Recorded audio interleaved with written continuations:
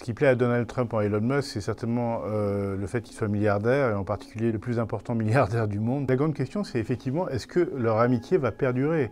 Est-ce qu'ils vont continuer à s'entendre? Bonjour, je suis Olivier O'Mahony, je suis le correspondant de Paris Match aux États-Unis et je vais vous parler du duo Elon Musk-Donald Trump. Au départ, Donald Trump et Elon Musk ne s'entendaient guère. Enfin, c'est surtout Elon Musk qui était très critique sur Donald Trump. Puis un jour, Elon Musk a eu un coup de foudre pour Donald Trump après l'avoir rencontré en personne par des intermédiaires, etc.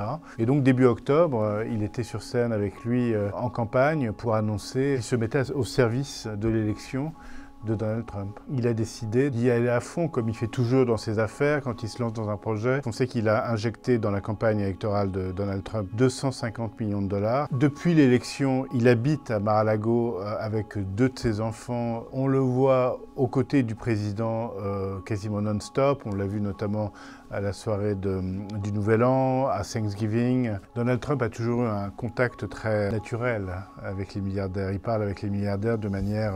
c'est son environnement à lui. À court terme, je pense qu'il n'y a pas de nuage entre eux parce qu'ils sont sur la même ligne. Vous voyez Elon Musk emboîter le pas à Donald Trump sur les propositions les plus délirantes, comme par exemple le rachat du Groenland. Ce sont tous les deux des militants de la liberté d'expression, en tout cas c'est comme ça qu'ils expriment. Ils veulent dynamiter le secteur high-tech, supprimer les garde-fous qui sont censés empêcher la désinformation sur les réseaux sociaux. On a vu récemment Mark Zuckerberg a annoncé la suppression des fact-checkers de Facebook.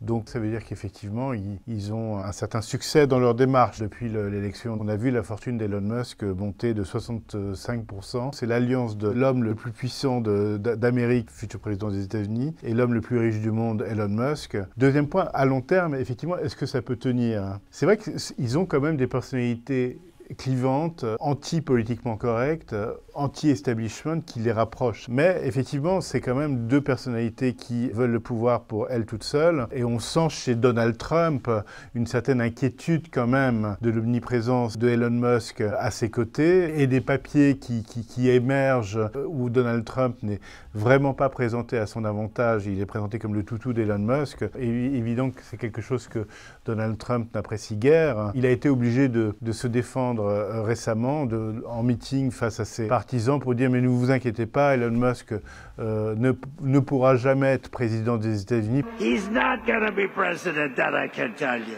And I'm safe, you know why? He can't be. He wasn't born in this country. Donc c'était une réponse factuellement exacte, mais quand même un peu défensive.